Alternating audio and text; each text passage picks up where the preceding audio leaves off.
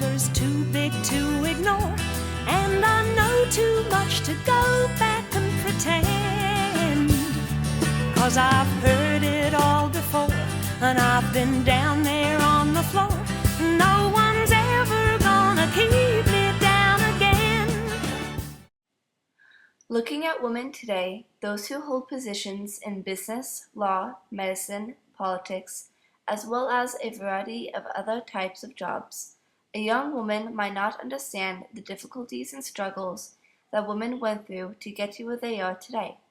So, one should ask herself, how have women's roles changed over the years with regards to work? The expected way of life for women before World War II was to get married, have children, take care of the house, and be a good wife. Most girls looked forward to getting married right out of high school and becoming a mother shortly thereafter. When World War II came about, men had to leave their jobs so that they could fight for our country. As more and more men left, factories looked toward women to fill in the empty job positions. By using great masses of propaganda and guilt, the government and factories were able to convince millions of women to enter the workforce.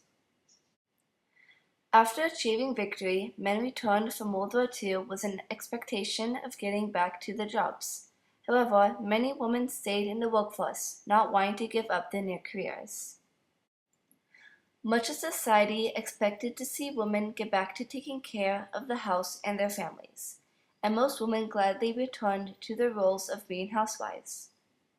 As a result of much of society not wanting women to stay in the workforce, women who remained working outside the home were not treated as equally as their male counterparts.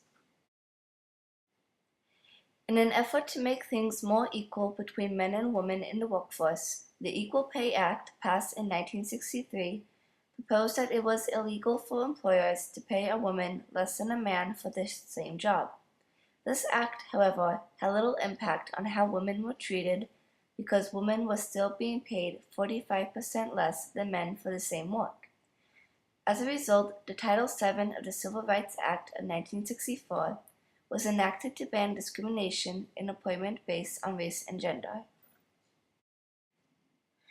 Many women activists became frustrated with the Equal Employment Opportunity Commission due to the lack of enforcement of equal rights for women in the workforce. One such activist, Betty Goldstein Frieden, along with Reverend Polly Mori, formed the National Organization for Women. NOW was an organization devoted to achieving full equality for women through education and litigation.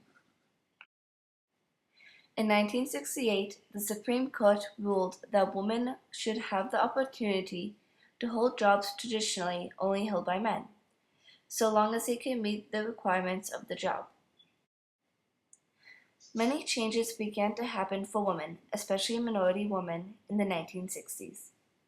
One such change was when Shirley Chisholm became the first African American woman elected to the House of Representatives in 1968.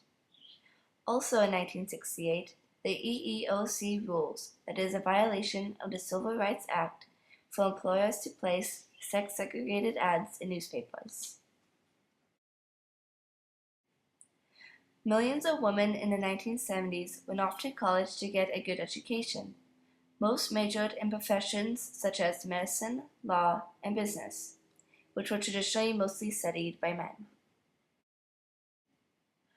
Riding on the successes of the 1960s, women made further advances into the next decade. In 1970, 50,000 people marched in New York City in the first women's strike for equality. The Pregnancy Discrimination Act bans employment and discrimination against pregnant women. By the end of the 1970s, more than 60% of women worked outside the home. While many women were enjoying the newfound opportunities in the workplace, not all companies followed the law of treating women fairly. One of these defiant companies was J.P. Stevens. In 1963, a woman employee named Crystal Lee Sutton worked at J.P. Stevens Mill Company in Roanoke Rapids, North Carolina, as a towel folder, where she made $2.65 per hour. Because the factory conditions were so horrible, Sutton rebelled against the company and was arrested and fired. As a result of this injustice, Sutton became a full-time union activist to help protect other factory employees. In 1979, the movie Norma Ray was made about Sutton's life, in which she was portrayed by Academy Award-winning actress Sally Field. As we moved into the 1980s, women's voices became stronger. Women were determined to be heard and treated as equals to men in both education and work. By the mid-1980s, 49% of all master's degrees were earned by women. As well, women earned 33% of all doctoral degrees. By this time, 17% of the total doctors in the U.S. were women. By 1989, women constituted more than 45% of employed persons in the U.S. There were many more firsts for women during the 1980s. In 1983, Sally Ride became the first American woman to go into space. In 1981, President Ronald Reagan nominated Sandra Day O'Connor to become the first woman to serve on the U.S. Supreme Court. Also in 1981, President Ronald Reagan nominated Jeane Kirkpatrick as the first woman to serve as U.S. Ambassador to the United Nations. In 1986, Oprah Winfrey became the first African-American woman to host a nationally syndicated talk show when The Oprah Winfrey Show debuts. As with the 80s, the 1990s proved to be a progressive decade for women as well. In 1990, women served in combat for the first time during the Gulf War. In 1995, Lieutenant Colonel Aileen Collins became the first American woman to pilot a space shuttle. In 1997, Madeleine K. Albright became the first woman U.S. Secretary of State when she was nominated by President Bill Clinton. In 1993, President Clinton appointed Jeanette Reno to serve as the first woman U.S. Attorney General. As we moved into the 21st century, there seemed to be nothing getting in the way of women's progress.